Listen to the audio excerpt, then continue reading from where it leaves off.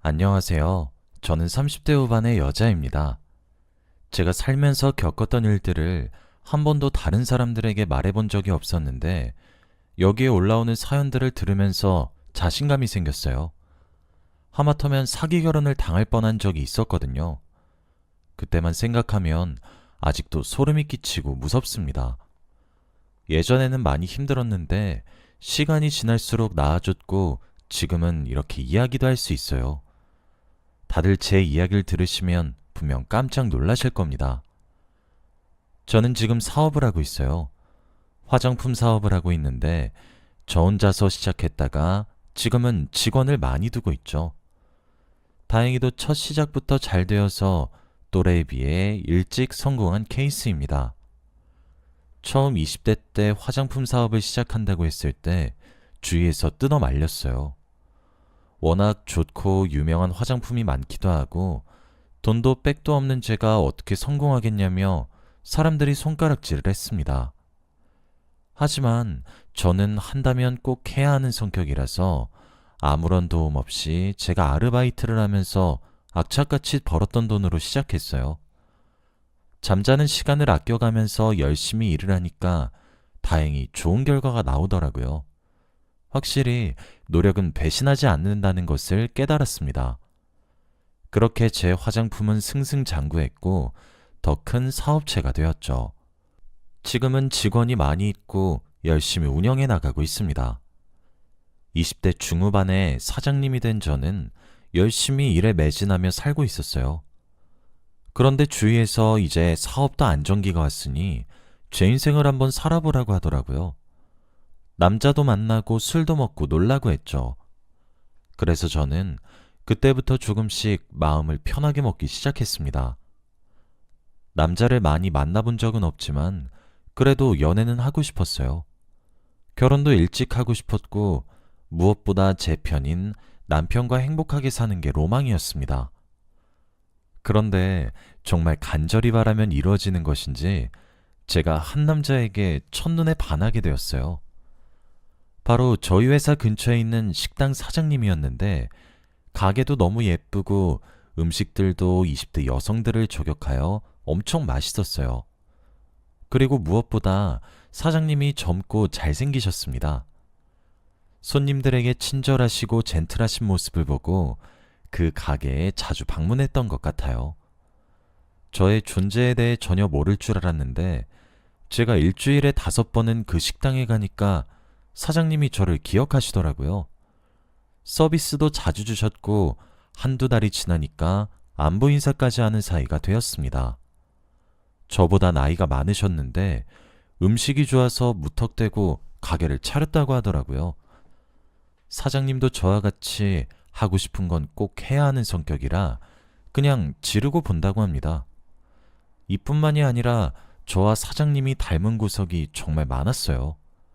그래서 퇴근 후에 커피도 몇 번 사드리고 사장님께서 신메뉴를 연구하실 때 제가 먼저 맛을 보기도 하고 가게 문이 닫으면 밥을 먹으러도 몇 번 혼자 갔었습니다. 그렇게 자주 얼굴을 마주하게 되고 이야기도 잘 통하니까 마음이 점점 커지더라고요. 사장님도 저를 평범한 여자로서 보는 것 같지는 않았습니다. 저도 촉이 있었기에 사장님이 저를 좋아한다는 것을 눈치챌 수 있었죠. 둘 다 좋아했으니 저희는 연애를 시작했습니다. 제가 좋아하는 사람이랑 사귀니까 너무 행복한 거 있죠? 둘 다 자신이 하고 있는 일을 너무 좋아하는 사람이라 각자 바빠도 서로 이해할 수 있고 가치관도 잘 맞아서 싸울 일이 없었어요. 그리고 남녀 이성 문제도 부딪히는 게 전혀 없었죠. 솔직히 저는 사귀는 몇 년 동안 운명이라고 생각했습니다. 몇 년 동안 연애를 했지만 질리지 않았고 오히려 더 함께하고 싶었어요. 그런데 남자친구가 저에게 놀라운 선포를 했습니다. 바로 유학을 가고 싶다고 했어요. 가게를 운영하면서 자신이 요리에 대해 얼마나 부족한지 알았다고 합니다. 그래서 더 공부하기 위해 해외로 유학을 가고 싶대요. 기간은 아직 정하지 않았는데 최대한 빨리 갔다 올 거라고 했습니다. 남자친구는 기다려달라고 말하는 건 너무 양심에 찔려서 제 선택을 존중한다고 했습니다. 솔직히 기다릴지 말지 고민을 많이 했어요. 몇 년이란 게 작은 기간도 아니잖아요. 그런데 남자친구가 공부를 하러 해외에 가는 게 싫지는 않았어요. 저도 워낙 일에 진심인 사람이라 자신의 부족함을 알고 공부하려는 모습이 오히려 좋게 보였습니다. 그래서 정말 오랜 고민 끝에 내린 결정은 바로 남자친구를 기다리기로 했어요. 그때 저도 사업을 조금 더 확장하고 싶어서 한창 바쁠 때였어요. 그래서 저도 제 할 일을 하면서 살면 금방 지나갈 것 같았습니다. 저와 남자친구가 짧게 연애를 한 것도 아니고 몇 년이나 되었으니 믿을 수 있었죠. 그리고 연락도 꼬박꼬박 잘하면 되니 걱정하지 않았습니다. 그렇게 남자는 해외로 떠났어요. 동남아 음식을 배우고 싶다며 동남아 나라로 갔습니다. 그리고 저는 한국에 혼자 남아 일에 매진했지요. 처음에는 빈자리가 많이 느껴져서 힘들었는데 그래도 갈수록 적응이 되었어요. 서로 바쁘다 보니 연락이 잘 안 되기는 했지만 주기적으로 영상통화는 꼭 했습니다. 그런데 1년이 지나고 2년째부터 남자친구가 전혀 연락이 안 되더라고요. 잠수이별이라도 당한 것처럼 연락이 되지 않았습니다. 전화와 문자는 안 됐지만 편지가 오더라고요. 해외에서 어떻게 한국까지 편지가 왔나 싶었지만 하지만 주기적으로 남자친구는 자신이 지금 어떻게 살고 있는지 편지를 보냈습니다. 그리고 유학한 지 2년 만에 한국으로 돌아온다는 소식을 전했어요. 저는 드디어 만난다는 생각에 너무 기뻤고 하늘을 날 것만 같았습니다. 그리고 2년 만에 남자친구를 봤어요. 그동안 남자친구는 살도 많이 타고 얼굴도 더 멋있어졌더라고요. 공항에서 그때 정말 부둥켜 안으며 펑펑 울었던 것 같습니다. 그동안 힘들었던 것이 전부 다 사라지는 기분이 들었거든요. 남자친구는 한국에 적응부터 하고 천천히 가게를 차린다고 했습니다. 저는 말리지 않았고 제가 열심히 지원해준다고 했어요. 오래 떨어져 있었지만 예전보다 사이가 더 좋아졌고 저희는 결혼을 하기로 약속했습니다. 제 친구들에게도 제 남자친구를 소개시켜줬어요. 항상 말로만 들었고 장거리 연애를 해서 안타까워했는데 이렇게 잘 지내는 저희를 보고 친구들이 많이 부러워했습니다. 그리고 일도 열심히 하고 친절하기까지 하니까 벌써부터 형부라고 부르기 시작했죠. 우선 남자친구는 결혼 후에 가게를 차린다고 했고 계속 식당 준비를 하고 있었어요. 이번에는 제대로 하고 싶다고 했습니다. 저는 돈은 전혀 중요하지 않았고 남자친구가 하고 싶은 거 다 하길 바랬어요. 제가 지원해 줄 수 있고 돈을 꼭 남자가 벌어야 한다는 법은 없으니 말이죠. 결혼 준비를 하는 내내 행복했고 당장 이 사람이 제 남편이 되었으면 좋겠다고 생각했습니다. 그런데 어느 날 저는 충격적인 장면을 보게 되었어요. 저와 남자친구가 서로에 대해 비밀이 없다 보니 휴대폰 비밀번호를 다 알아요. 하다못해 통장 비밀번호까지 다 아는 사이입니다. 제가 남자친구를 의심하지 않아서 휴대폰을 잘 안 보긴 하는데 그때 휴대폰 인증번호가 남자친구한테 가서 잠깐 볼 일이 생겼어요. 문자를 들어가서 보는데 정말 충격적인 내용을 보았습니다. 집에 오면 안 돼? 보고 싶어 해. 그 문자를 보고 손이 덜덜 떨렸습니다. 한 번도 남자친구가 다른 여자를 만난다는 생각을 전혀 한 적이 없었거든요. 엄청나게 믿었던 사람이니 이 문자를 보고 머리가 새하얘졌습니다. 제가 갑자기 말이 없으니 남자친구가 놀라서 오더라고요. 그리고 휴대폰을 내밀며 이게 뭐냐고 따졌습니다. 그런데 남자친구는 이거 스팸 문자야 라고 하는 겁니다. 근데 제가 생각한 스팸 문자랑 조금 다르게 생겼었어요. 하지만 남자친구는 다시 한번 보라며 뭔가 말투가 외국인 같지 않냐고 하더라고요. 다시 보니 문자 온 내용이 한국인이 쓴 것 같진 않았습니다. 남자친구가 말하기를 자신이 해외에 있다가 와서 이런 스팸 문자가 많이 온다고 했고 이 전화번호로 전화하면 안 된다고 했습니다. 저는 그 말을 믿었었어요. 남자친구가 혹시 바람을 피우는 건가 하며 의심했던 그 몇 분 동안 정말 오만 생각이 다 들었어요. 아무튼 그 뒤로 저희는 다시 잘 지냈어요. 의심도 하지 않았고 말이죠. 그 뒤로 스팸 문자도 오지 않았습니다. 저희는 결혼하기 전 남자친구네 집에 인사를 드리러 갔어요. 몇 년 동안 연애를 하면서 한 번도 뵌 적이 없어 정말 떨렸습니다. 혹시라도 저를 싫어하시면 어떡하나 싶었네요. 저는 온갖 선물들을 사들고 인사를 드리러 갔습니다. 그런데 정말 다행히도 남자친구네 부모님은 저를 너무 좋아해 주셨어요. 들어가자마자 하이톤의 목소리로 반겨주셨고 식탁에 음식이 잔뜩 놓여져 있었죠.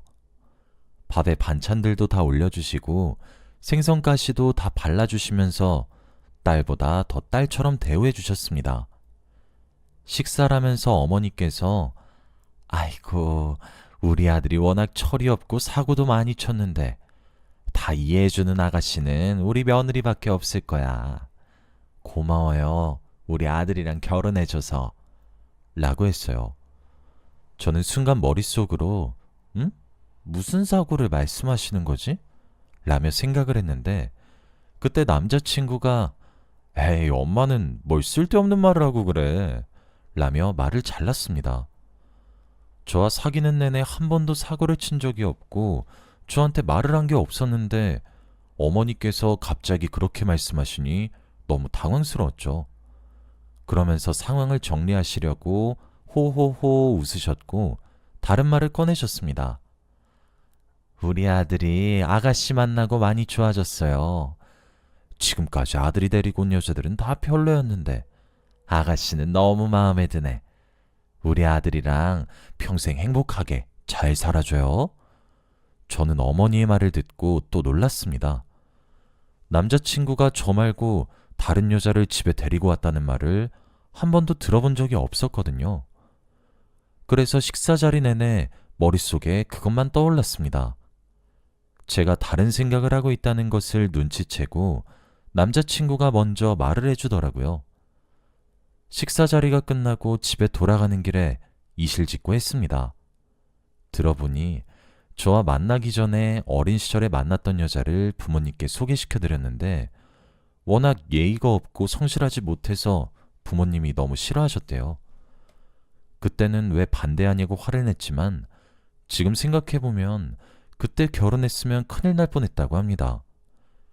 그 여자와 저는 정말 반대고 지금 저를 너무 사랑한다고 해주었죠.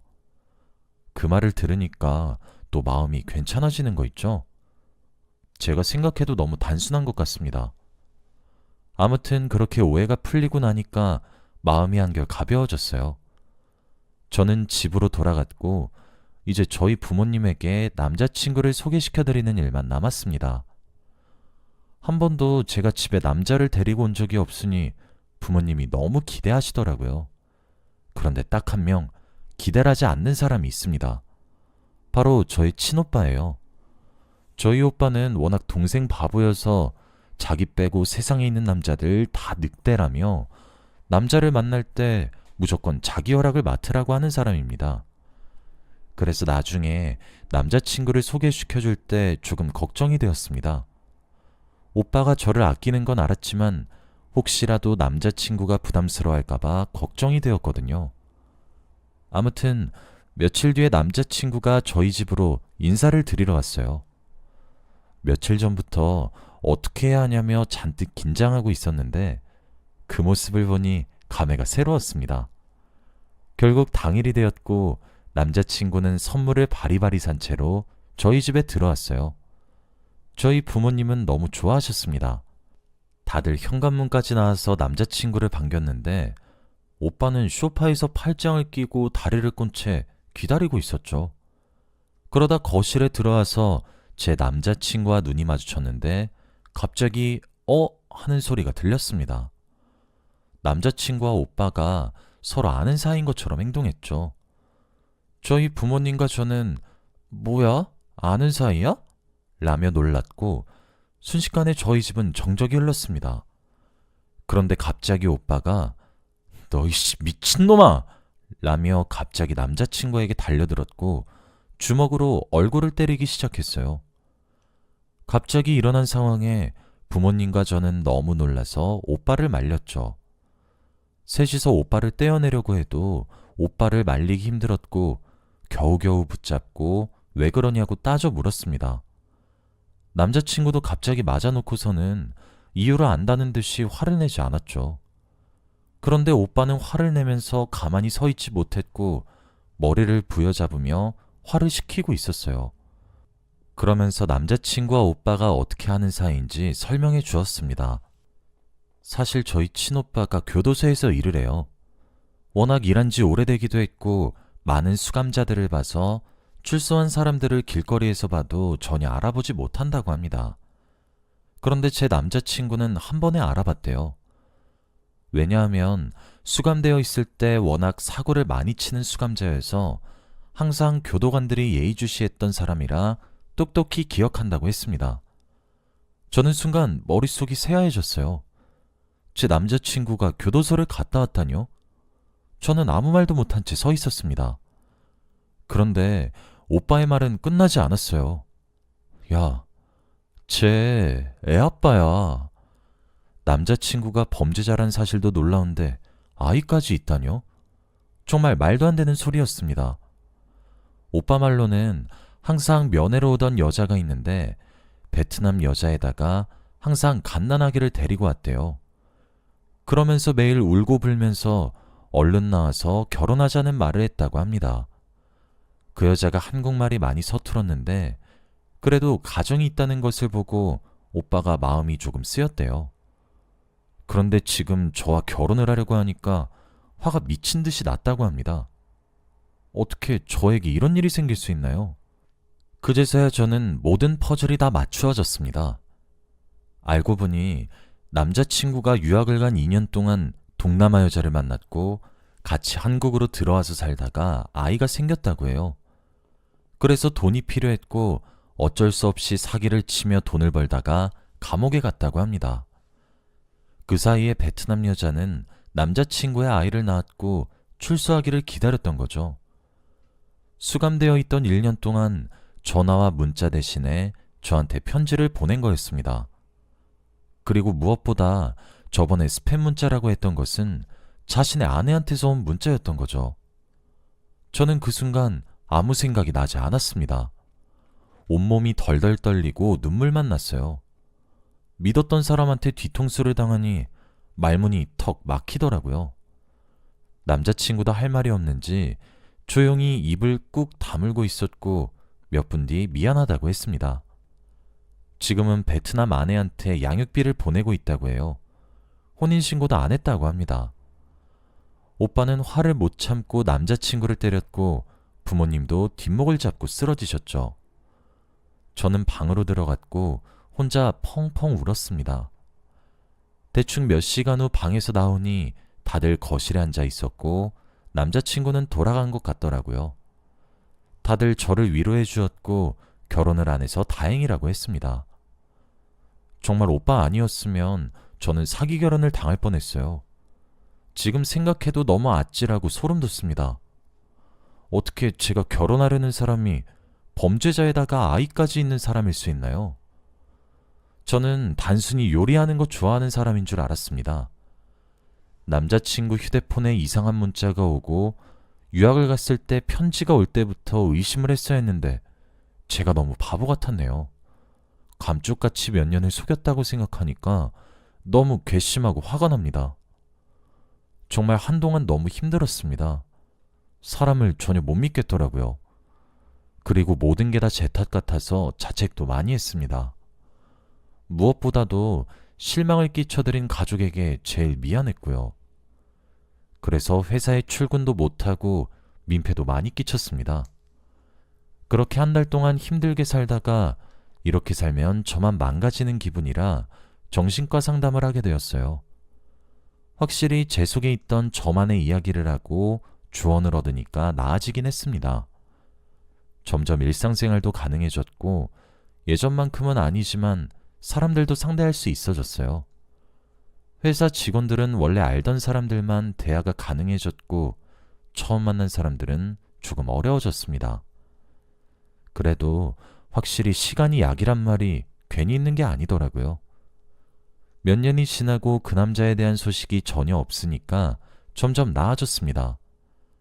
직원들도 제 상황을 대충 눈치채고 저를 많이 도와주어서 더 힘낼 수 있었어요. 지금은 과거의 아픔을 모두 다 이겨냈다고 말할 수는 없겠지만 그래도 많이 나아졌습니다.